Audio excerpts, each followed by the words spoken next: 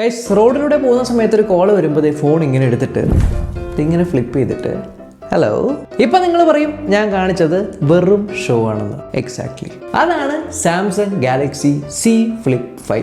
Hey guys, welcome. So finally നമ്മുടെ കയ്യിലും Samsung Galaxy Z Flip5 എത്തിയിരിക്കുകയാണ്. ആൻഡ് കഴിഞ്ഞ കൊല്ലം നമ്മൾ ചെയ്ത സാംസങ് ഗാലക്സി Z Flip4ൻ്റെ വീഡിയോ കണ്ടിട്ടുണ്ടെന്നുണ്ടെങ്കിൽ ഈ വീഡിയോയിൽ ഞാൻ പറയാൻ പോകുന്ന ഒട്ടുമിക്ക കാര്യങ്ങൾ റിപ്പീറ്റേഷനായിട്ട് തോന്നാം. കാരണം വേറെ ഒന്നുമല്ല, പല ആൾക്കാരും പറയുന്ന Z Flip5ൽ Z Flip4 ഇന്ന് വലിയ മാറ്റങ്ങളൊന്നും ഇല്ല എന്നാണ്.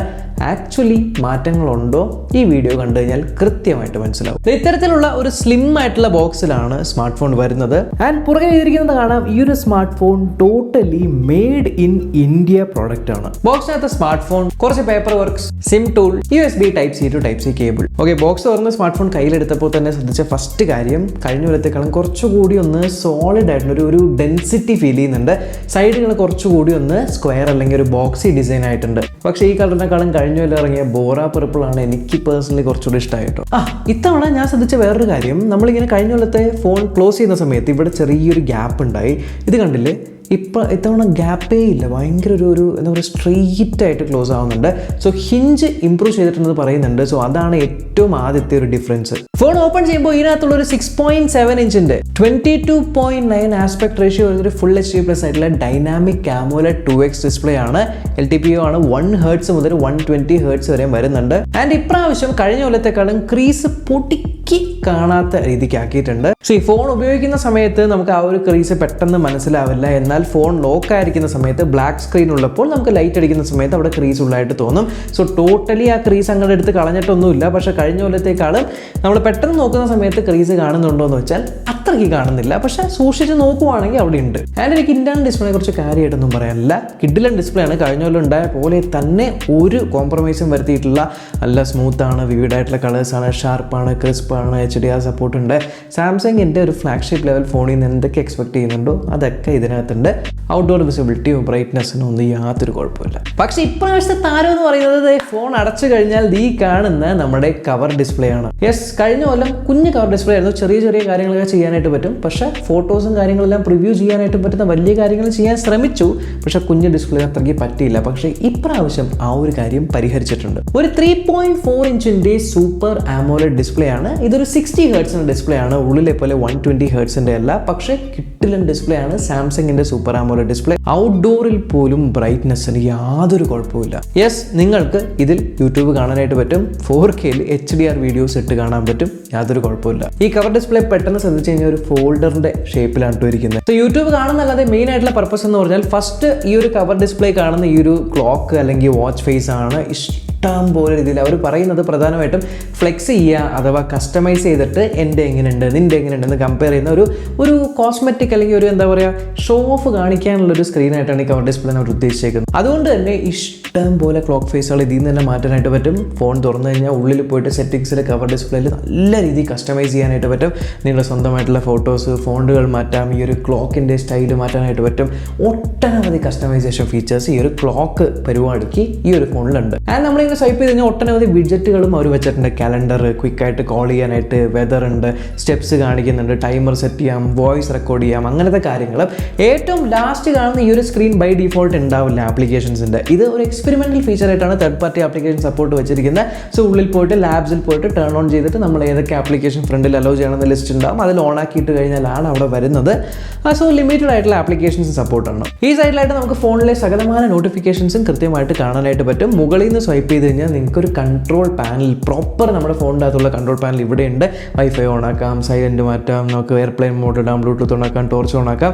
ആൻഡ് ബ്രൈറ്റ്നസ് നമുക്ക് ഇതിൻ്റെ ഇവിടെ നിന്ന് അഡ്ജസ്റ്റ് ചെയ്യാൻ പറ്റും. ബാറ്ററി പെർസെൻറ്റേജ് കാണിക്കും, റേഞ്ച് ഒക്കെ കാണിക്കുന്നുണ്ട്. ആൻഡ് കവർ ഡിസ്പ്ലേ നമ്മളിങ്ങനെ പിൻ ചെയ്ത് കഴിഞ്ഞാൽ ഇതിലുള്ള എല്ലാ വിഡ്ജറ്റും ഒരുമിച്ച് കാണാം. മൾട്ടി വിഡ്ജറ്റ് വ്യൂ എന്നാണ് ഇതിനെ അവർ പറയുന്നത്. ആൻഡ് ഇതിനകത്ത് സാംസങ് വാളറ്റ് ഉണ്ട്. നിങ്ങൾക്ക് കാർഡ്സ് എല്ലാം ആഡ് ചെയ്ത് വെക്കാനായിട്ട് പറ്റും. കവർ ഡിസ്പ്ലേ തന്നെ ഒരു കാർഡ് യൂസ് ചെയ്ത് നിങ്ങൾക്ക് ടാപ്പ് ആൻഡ് പേ വഴി NFC പേയ്മെന്റ്സും നടത്താം. ഓൾസോ നമുക്ക് ഈ ഒരു കവർ ഡിസ്പ്ലേ കൊണ്ടൊരു ഗുണമുണ്ട്. ഇതിൻ്റെ ബാക്ക് ക്യാമറ ഉപയോഗിച്ച് ഫോട്ടോസും വീഡിയോസും എടുക്കാനായിട്ട് പറ്റും. യെസ്, സോ 12 മെഗാപിക്സലിന്റെ 2 ക്യാമറസ് വന്നിരിക്കുന്നത്. ഒരു അൾട്രാ വൈഡ് ക്യാമറയും ഒരു പ്രൈമറി ക്യാമറയും. ആൻഡ് നമുക്ക് ഈ ഒരു കവർ ഡിസ്പ്ലേയിൽ ഡബിൾ ടാപ്പ് ചെയ്യുകയോ അല്ലെങ്കിൽ ഇവിടെ നിന്ന് ഇങ്ങനെ നമ്മൾ സ്ലൈഡ് ചെയ്ത് കഴിഞ്ഞാൽ ക്യാമറ ഓൺ ചെയ്യാൻ പറ്റും. കഴിഞ്ഞ പ്രാവശ്യത്തെ പോലെ ചെറിയൊരു വിൻഡോയിലല്ല ഡിസ്പ്ലേ ചെയ്യുന്നത്, പ്രോപ്പറായിട്ട് നിങ്ങൾക്ക് ക്യാമറ കാണാൻ പറ്റുന്നുണ്ട്. കിട്ടിലനായിട്ട് ബാക്ക് ക്യാമറ വെച്ച് സെൽഫീസ് എടുക്കാൻ പറ്റുന്നുണ്ട്. പല ഫോട്ടോ സാമ്പിൾസ് കാണിച്ചു തരാം. ആൻഡ് ഫ്ലിപ്പിലെ ക്യാമറ കഴിഞ്ഞ കൊല്ലവും കിഡിലനായിരുന്നു, ഒരു വ്യത്യാസം ഉണ്ടായി. ഇക്കൊല്ലവും കിഡിലനാണ്, ഒരു രക്ഷയില്ലാത്ത HDR, നല്ലൊരു കളർ റീപ്രൊഡക്ഷൻ, നൈറ്റ് ഫോട്ടോസും കൊള്ളാം. ഈവൻ നിങ്ങൾക്ക് ഫ്രണ്ട് ക്യാമറ ബാക്ക് ക്യാമറ തന്നെ ഫ്രണ്ട് ക്യാമറ പോലെ യൂസ് ചെയ്ത് 4K 60 FPS വീഡിയോസ് റെക്കോർഡ് ചെയ്യാനായിട്ട് പറ്റുന്നുണ്ട്.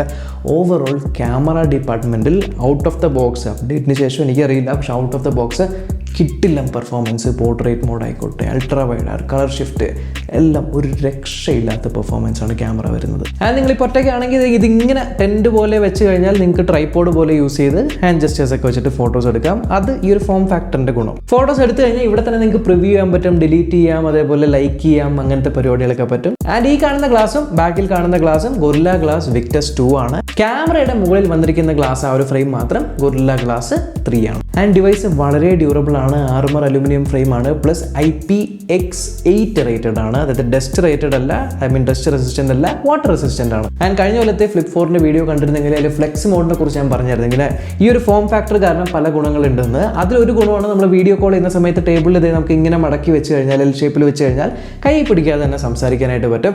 പല ആപ്ലിക്കേഷൻസ് ഓട്ടോമാറ്റിക്കലി അഡാപ്റ്റ് ചെയ്യുന്നുണ്ട്. ഈവൻ ഇപ്പോൾ ഗൂഗിൾ മീറ്റ് പോലത്തെ ആപ്ലിക്കേഷൻസ്, ഇൻസ്റ്റാഗ്രാമിൽ ഇപ്പോൾ ലൈവ് ഒക്കെ ചെയ്യുന്നുണ്ടെങ്കിൽ ഇൻസ്റ്റാഗ്രാം അഡാപ്റ്റ് ആവുന്നുണ്ട്. യൂട്യൂബിൽ വീഡിയോസ് ആണ് കാണുന്നത്, ആ ഒരു സമയത്ത് ഇങ്ങനെ മടക്കുമ്പോൾ താഴെ നിങ്ങൾക്ക് കുറേയധികം കൺട്രോൾസ് വരുന്നുണ്ട്. അല്ലാത്ത ആപ്ലിക്കേഷൻസിൽ നിങ്ങൾക്ക് ഇവിടെ താഴെ മൗസ് പാഡ് വരുന്നുണ്ട്. ഗാലറി ആണെങ്കിൽ സ്വൈപ്പ് ചെയ്ത് നമുക്ക് മാറ്റാനായിട്ട് പറ്റുന്നുണ്ട്. എന്നിങ്ങനെ ഫ്ലെക്സ് മോഡ് എന്നുള്ള രീതിയിൽ കുറേയധികം ഫീച്ചേഴ്സ് പല ആപ്ലിക്കേഷനിലും ഇത് ഇംപ്ലിമെൻറ്റ് ചെയ്തിട്ടുണ്ട്. ആൻഡ് ഫ്രണ്ടിൽ നിങ്ങൾക്ക് 10 മെഗാ പിക്സലിൻ്റെ ഫ്രണ്ട് സെൽഫി ക്യാമറയാണ് വരുന്നത്. ആൻഡ് പലപ്പോഴും നമ്മൾ ഇങ്ങനെ പിടിച്ച് തുറന്ന് അങ്ങനെ വരുമ്പോഴത്തേക്ക് നമ്മുടെ കയ്യിലുള്ള സ്മഡ്ജസ് ഈ ഒരു സാധനത്തിലാവുന്നുണ്ട്. അത് പലപ്പോഴും നമുക്കിങ്ങനെ തുടയ്ക്കൂ, ക്ലിയർ ദ ലെൻസ് എന്ന് പറയും. നമ്മളിങ്ങനെ തുടച്ച് കഴിഞ്ഞിട്ട് സെൽഫീസ് എടുക്കുക. സെൽഫീസ് അത്യാവശ്യം നല്ലതാണ്. ആൻഡ് നിങ്ങൾ ശ്രദ്ധിച്ചാണ് ഓൾറെഡി ഒരു സ്ക്രീൻ പ്രൊട്ടക്ടർ അവർ അപ്ലൈ ചെയ്ത് തന്നിട്ടുണ്ട്. ആ സ്ക്രീൻ പ്രൊട്ടക്ടർ നിങ്ങൾ ഊരരുത്. സ്ക്രീനിൻ്റെ കൂടെ ഉള്ളതാണ്. നിങ്ങൾ വേറെ സ്ക്രീൻ പ്രൊട്ടക്ടർ ഒട്ടിക്കാനോ അതിലുള്ള സ്ക്രീൻ പ്രൊട്ടക്ടർ ഊരാനോ പാടില്ല. ഊരി കഴിഞ്ഞാൽ ഡിസ്പ്ലേ അടിച്ചു പോകും. ആൻഡ് ഡിവൈസ് കുട്ടി ആയതുകൊണ്ട് തന്നെ 3700 mAh ബാറ്ററിയാണ് ഇതിനകത്ത് കൊടുത്തിരിക്കുന്നത്. 25 വാട്ടിൻ്റെ ഫാസ്റ്റ് അല്ലെങ്കിൽ സൂപ്പർ ഫാസ്റ്റ് ചാർജിങ് സപ്പോർട്ട് ചെയ്യുന്നുണ്ട്. വയർലെസ് ചാർജിങ്ങും അവൈലബിൾ ആണ്. ആൻഡ് കഴിഞ്ഞ കൊല്ലം ഞാൻ യൂസ് ചെയ്ത ഫ്ലിപ്പ് 4ൽ എനിക്കുണ്ടായ ഒരു പോസിറ്റീവ് ആൻഡ് ലേറ്റർ നെഗറ്റീവായ കാര്യവും ബാറ്ററി തന്നെയായിരുന്നു. കാരണം ആദ്യമൊക്കെ എനിക്ക് നല്ല ബാറ്ററി ലൈഫ് കിട്ടുന്നുണ്ടായി. പിന്നീട് കാലക്രമേണ കുഞ്ഞു ബാറ്ററി ആയതുകൊണ്ട് ഒരു 6-7 മാസം കഴിഞ്ഞപ്പോഴേക്കും എനിക്ക് 1 ഡേ ഫുള്ള് ലാസ്റ്റ് ചെയ്യാത്തത് പോലൊരു തോന്നൽ വന്നായിരുന്നു. ആൻഡ് കഴിഞ്ഞ കൊല്ലത്തെ ആ ഒരു ചിപ്പ് സെറ്റിൻ്റെ വ്യത്യാസമുണ്ട്. ഇക്കൊല്ലം ഇതിനകത്ത് സ്നാപ്ഡ്രാഗൺ 8 Gen 2 ആണ്. ആൻഡ് വെറും 8 Gen 2 അല്ല, 8 Gen 2 ഫോർ ഗാലക്സി, അതായത് ഓവർക്ലോക്ക് ആയിരിക്കുന്ന കസ്റ്റമൈസ്ഡ് ആയിട്ടുള്ള ചിപ്പ് സെറ്റാണ്.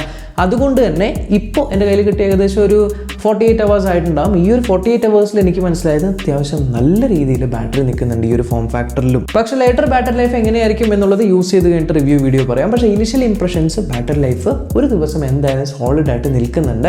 എഫിഷ്യൻ്റ് ആയിട്ടുള്ള പ്രോസർ ഇതിനെ ഹെൽപ്പ് ചെയ്യുന്നുണ്ടതായിട്ട് എനിക്ക് തോന്നിയിട്ടുണ്ട്. പിന്നെ 8 Gen 2 പെർഫോമൻസിൻ്റെ കാര്യം ഒന്നും പറയാനില്ല. കിഡിലനായിട്ട് ഗെയിംസ് വരെ കളിക്കാൻ പറ്റുന്നുണ്ട്. വേപ്പർ ചേമ്പർ കൂളിംഗ് ഒക്കെ ഇപ്രാവശ്യം ഇമ്പ്രൂവ് ചെയ്തിട്ടുണ്ട്. പെർഫോമൻസ് ചാർജ് യാതൊരു ലാഗ്, ഗ്ലിച്ച് അങ്ങനത്തെ ഒരു കാര്യം അനുഭവപ്പെട്ടില്ല. Top class performance. ഏകദേശം 12 lakhs ANTUTU സ്കോർ വന്നിട്ടുണ്ട്. സോ ടോട്ടലി സാറ്റിസ്ഫൈഡ് വിത്ത് പെർഫോമൻസിൻ്റെ കാര്യം നിങ്ങൾ ചിന്തിക്കേ വേണ്ട. ഈ കഴിഞ്ഞ ഫെബ്രുവരിയിൽ ഇറങ്ങിയ സാംസങ് S23 സീരീസിൽ ഏത് ചിപ്സെറ്റാണ് യൂസ് ചെയ്തിരിക്കുന്നത് അതേ ചിപ്സെറ്റാണ് ഇതിൽ, അതേ പെർഫോമൻസ്. പിന്നെ ഒരു വ്യത്യാസം ഞാൻ ശ്രദ്ധിച്ചത് ഇതിൻ്റെ സ്പീക്കേഴ്സ് കുറച്ചുകൂടി ബേസ് കൂടിയതായിട്ട് എനിക്ക് തോന്നിയിട്ടുണ്ട്. കഴിഞ്ഞ കൊല്ലം ചെറിയ ഫോം ഫാക്ടർ ആയതുകൊണ്ട് സ്റ്റീരിയോ സ്പീക്കേഴ്സാണ്, ഡോൾബി അറ്റ്മോസ് ഉണ്ടെങ്കിലും ബേസ് കുറച്ച് കുറവായിരുന്നു. ഇതിൽ കുറച്ചുകൂടി ബേസ് കൊണ്ടുവന്നിട്ടുണ്ട്.